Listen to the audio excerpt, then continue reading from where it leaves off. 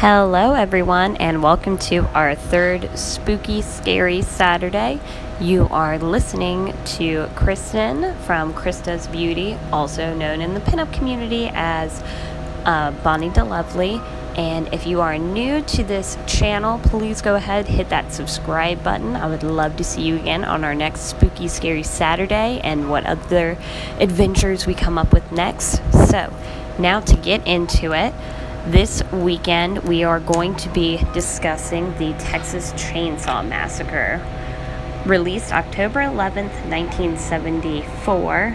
It has a running time of 83 minutes and a budget that was pretty low at the time, $140,000. And the box office with that hit, $30.9 million. So some backstory into the making of the film.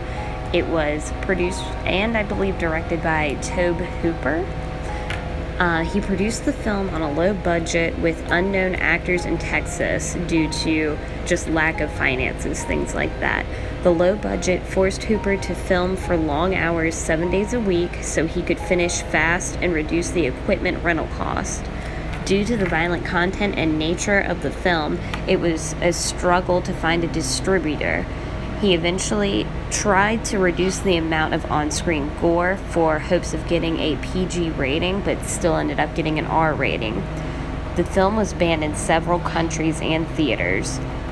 But despite all of this struggle, because of how well it overall did and has been doing, it has definitely gained the reputation of being one of the best and most influential horror films in history. It is also credited as originating a lot of elements that sort of defined the slasher genre. The use of power tools as murder weapons, characterization of the killer, getting to kind of see more than just a scary figure, really. Creating a faceless, mute figure, killing its victims. And it led to a franchise continuing the story of Leatherface in sequels, prequels, all sorts of movies, and just the idea of Leatherface in general has definitely been used in other segments as well, like American Horror Story does a tribute to it with Bloody Face, and the scenes that were filmed and just continue, we're still influenced by Texas Chainsaw even in today. And now to break it down and get right into the movie review itself. And again, as always, this is spoiler-free, not spoiler-free. It is a spoiler alert. They will be coming. This movie has been out since the 70s and kind of defined the genre. So if you haven't seen this before, you definitely should go watch that now so you can know exactly what we're talking about. But I'm sure it has been spoiled for you already. Anyway, getting into it. So the opening sequence. You have the opening with the music. Well, more of like sound effects, kind of like flicker from a camera almost, like a Polaroid camera, that kind of like click, as well as the music going in with that, and then the radio voiceover of events. I'm not even really sure what he's explaining. I believe he is talking about other murders that have been going on in the area, which you then later will find out that it is the Sawyer family. But I believe he's going into incidents of police finding these bodies that skin's been pulled away from them. It could be used in furniture, things like that, like just very massacre-esque scenes that this guy is kind of talking about, almost like a police radio or a radio report, just warning people like, hey, in the state of Texas, look out for these sort of crimes that are going on rampant around.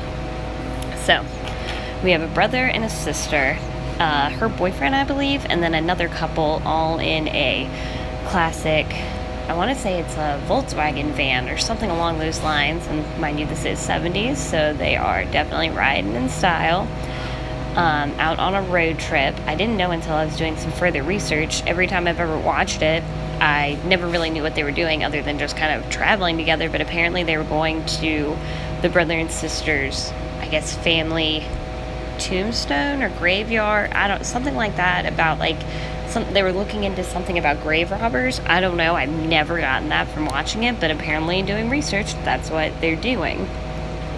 And I guess they have friends for this. On the way, this is the 70s, and Charles Manson had not been a thing yet, so yes, they pick up a hitchhiker, because, no one had learned about it, and this is probably one of those movies to teach you this is why you don't pick up random strangers on the side of the road, especially ones looking as creepy as he did. So, get him in the car. He's talking about weird, crazy things already, talking about how he works with killing, and which you assume he's talking about animals at the time, but works with like meat and things like that, and just very factory work at first. And then he just goes on and rambles about different things. Eventually pulls out a camera, the Polaroid camera, and takes a picture of the brother, and then shows him, oh, this is a very great picture. It'd be worth a lot of money, basically saying, like, I'll give you this picture in exchange for money. Of course, they're not going to do that, and the guy eventually goes crazy, starts a fire with that Polaroid, and then gets a knife out, starts to cut himself, and it gets very intense for a moment to the point that they finally decide to kick him out, even though they kick him out way long after the fact that I would have done it, but, I wouldn't have picked up a hitchhiker on the side of the road anyway, but it's the 70s, different time. So, they kick him out, and the guy, like, kicks the van, scratches it, all kinds of crazy stuff, because he's a crazy dude. They eventually continue to go on. I think they're reading about horoscopes and astrology. It's funny the way that you watch films from something that old, from the 70s, and you think, oh, that's so dated. But then you look at scenes like this where you're all sitting around reading about an astrology book, and it's like funny that these things, at least in my life anyway, I feel like are still very prevalent. Like these are still conversations that people are having today, reading each other's horoscopes, figuring out what's going on. But anyway, they stop at the nearby gas station only to find out that all the gas is empty there, so they have to keep on going, and in doing that travel, they eventually break down.